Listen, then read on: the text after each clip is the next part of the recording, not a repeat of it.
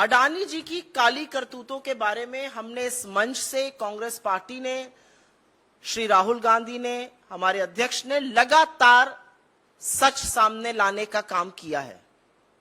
इस मंच से हमने वो सारे सवाल उठाए हैं जो आज इस देश के मन में हैं कि इस देश के प्रधानमंत्री, उनकी चुनी हुई सरकार, उनके तमामों मंत्री, उनके सांसद, पूरा तंत्र भ्रष्टाचार से घिरे गौतम अडानी को बचाने में क्यों लगा हुआ है। पर सच को छुपाया नहीं जा सकता है। भले मोदी जी और उनका पूरा तंत्र आज अडानी जी का बचाव करें, सच तो अंततोगत्वा सामने आएगा ही आएगा। लेकिन आज मैं इस मंच से आपको अडानी जी के समधी की कहानी सुनाती हूं, और वो कहानी सुनानी जरूरी है क्योंकि वो भी एक भगोड़े हैं। वो भी देश पर करोड़ों रुपए की चपत लगाकर मेहुल भाई और नीरव भाई की तरह भाग चुके हैं।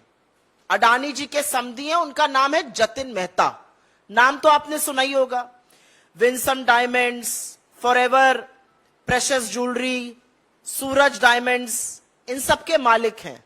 याद आना चाहिए आपको, ये वही कंपनियां हैं जिन्होंने पंजाब नेशनल बैंक और तमाम अन्य भारतीय सरकारी बैंकों पर चपत लगाई 7,000 करोड़ रुपए की। $1 बिलियन की चोरी कर कर यह आदमी हिंदुस्तान से भाग गया, दूसरी जगह का नागरिक बन गया, और सरकार ने आंखों पर पट्टी और मुंह में दही जमाकर कुछ भी नहीं किया इसके खिलाफ।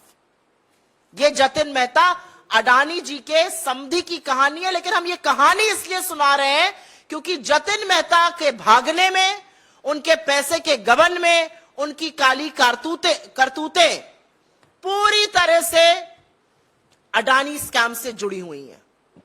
मैं बहुत कुछ कहने से पहले थोड़ा सा जतिन मेहता और उनकी पत्नी जी के बारे में आपको और बता देना चाहती हूं। जतिन मेहता जी की लड़की की शादी गौतम अडानी के बड़े भाई विनोद अडानी की लड़के से हुई है, इसलिए वो परिवार के समधी हैं। अब इससे ज्यादा घनिष्ठ संबंध दूसरा शायद ही कोई होता होगा।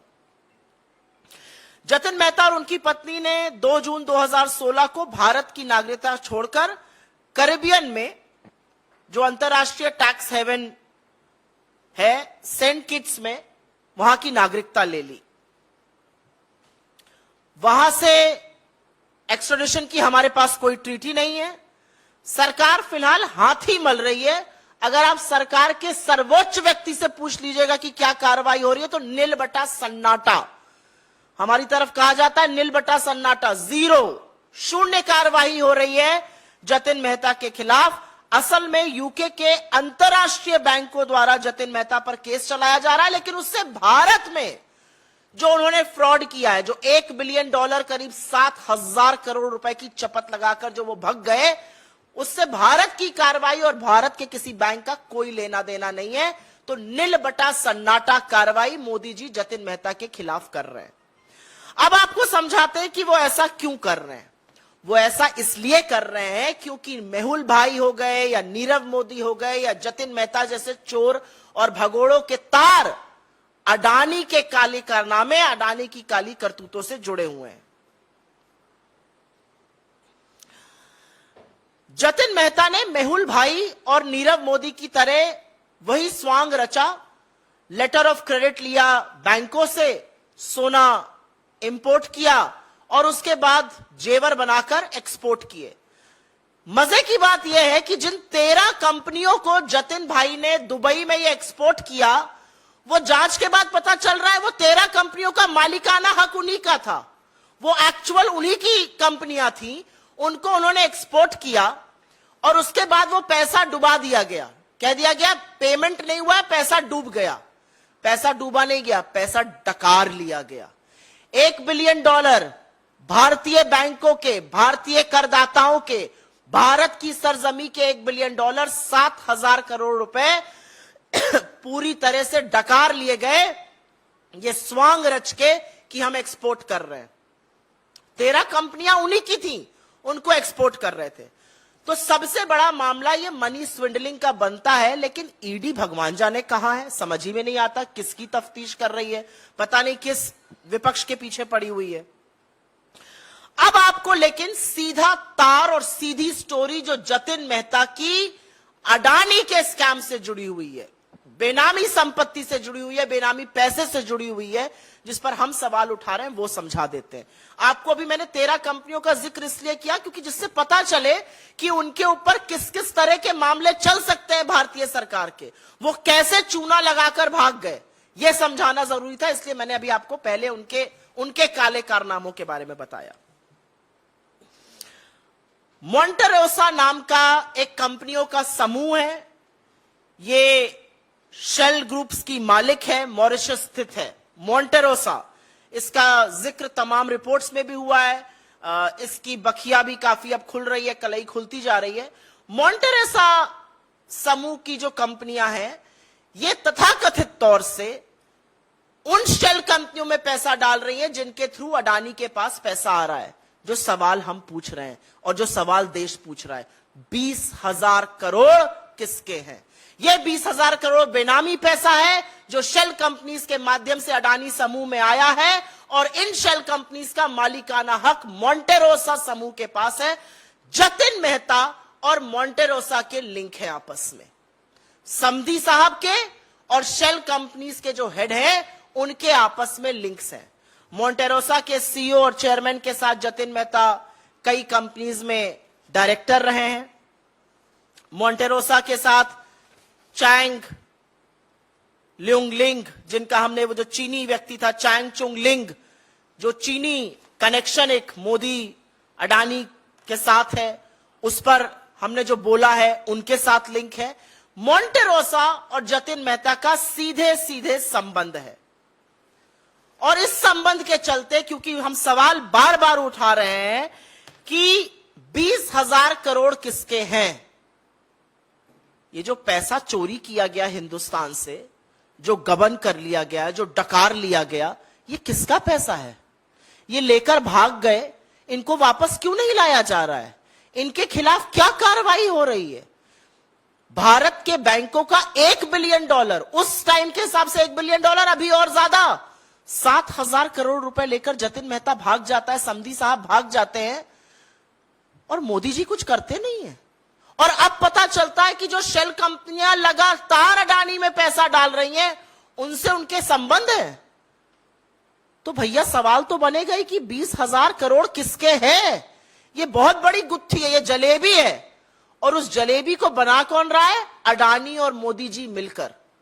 और मैं इसलिए कह रही हूं मिलकर ये जलेबी बनाई और पकाई जा रही है, क्योंकि अगर जलेबी नहीं है तो ये और क्या है? हम बड़ा आरोप लगा रहे हैं और हर बार सवाल का जवाब नहीं आता। मैं अपनी बात को कंक्लूड करूंगी कुछ ज्वलंत सवाल पूछकर। जतिन मेहता को कौन बचा रहा है? जतिन मेहता जो गौतम अडानी के परिवार के समधी हैं, वही गौतम अडानी जो मोदी जी के परम मित्र हैं, उनको कौन बचा रहा है? उनके खिलाफ कार्रवाई क्यों नहीं की जा रही है? और अब कुछ तथ्य सुन लीजिए जिससे आप भौचक्के रह जाएंगे। सीबीआई ने 5 अप्रैल 2017, 3 साल बाद एफआईआर दर्ज करी, जबकि बैंकों ने 2014 से कहना शुरू कर दिया था कि जतिन मेहता जो है उसके खिलाफ शिकायत करी थी। 3 साल बाद एफआईआर क्यों दर्ज होती है? कौन बचा रहा है? एफआईआर में देरी क्यों हुई? क्या कार्रवाई की जा रही है? जतिन मेहता ने यहां से नागरिकता छोड़ी, वो सेंट किट्स में बस गए, उनके खिलाफ क्या कार्रवाई की जा रही है? ये तीसरा सवाल है, और ये तीसरा अहम सवाल है, कहां है सीबीआई की कार्रवाई, कहां है ईडी की कार्रवाई? चौथा एक बड़ा सवाल और है, चाहे वो इकोनॉमिक ऑफेंसेस विंग हो, चाहे वो ईडी हो, चाहे वो एसएफआईओ हो, चाहे वो वित्त मंत्रालय हो, 3.5 साल तक इस घोटाले में कार्रवाई क्यों नहीं की गई? सब लोग चुप क्यों रहे? क्योंकि वो गौतम अडानी के समधी हैं, क्योंकि कहीं पर उनके तार अडानी के काली करतूतों और अडानी स्कैम से जुड़े हुए हैं, इसलिए मोदी जी चुप रहे। एक और बड़ा सवाल है, विदेश मंत्रालय, गृह मंत्रालय, वित्त मंत्रालय सहित इतना बड़ा धोखा करके एक आदमी भाग जाता है, दूसरे देश की नागरिकता लेता है अपनी पत्नी के साथ, इनको एनओसी किसने दी? यह बड़ा सवाल है। ऐसे नागरिकता नहीं मिल जाती है। No objection certificate Jatin Mehta ji जैसे आदमी को किसने दिया? जतिन मेहता जो 7,000 करोड़ की चपत लगाकर भारतीयों का पैसा लेकर चूना लगाकर गबन कर डकार कर भाग गया और जिसका अडानी से लिंक है, अडानी के घोटाले से लिंक है, उसको एनओसी किसने दी दूसरी जगह की नागरिकता लेने के लिए? और ऐसी जगह की नागरिकता जहां से आप उसको वापस नहीं ला सकते। यह बड़ा सवाल है। किसने साइन किया उस फाइल पर? किसने एनओसी दी? और अंत में सवाल तो वही है, 20,000 करोड़ रुपए किसके हैं? मोदी जी इस पर चुप क्यों हैं? इस पर जेपीसी गठित करके दूध का दूध और पानी का पानी क्यों नहीं कर देते? और अब समझ में हमें यह पूरी तरह से आ रहा है कि चोरों का नाम लेते ही तिलमिलाते क्यों हैं साहब। नीरव मोदी का नाम ले लो, मेहुल चोकसी का नाम ले लो, मेहुल भाई का नाम ले लो, जतिन मेहता का नाम ले लो, बड़ा तिलमिला जाते हैं मोदी जी। और तिलमिला ही नहीं जाते हैं, बिल्कुल मौन धारण कर लेते हैं, सवालों का जवाब नहीं देते। सवाल पूछने वाले राहुल गांधी जी के खिलाफ एक षड्यंत्र रचते हैं और उनको डिस्क्वालीफाई कराते हैं। तो सवाल तो पूछे जाएंगे, और सवाल यह पूछे जाएंगे कि एक ऐसा व्यक्ति जिसके अब लिंक पता चल रहे हैं अडानी के महा स्कैम से, जो भारत में करोड़ों रुपए का गबन करके भाग गया और जो समधी है अडानी परिवार का, उसके खिलाफ आप क्या कर रहे हैं?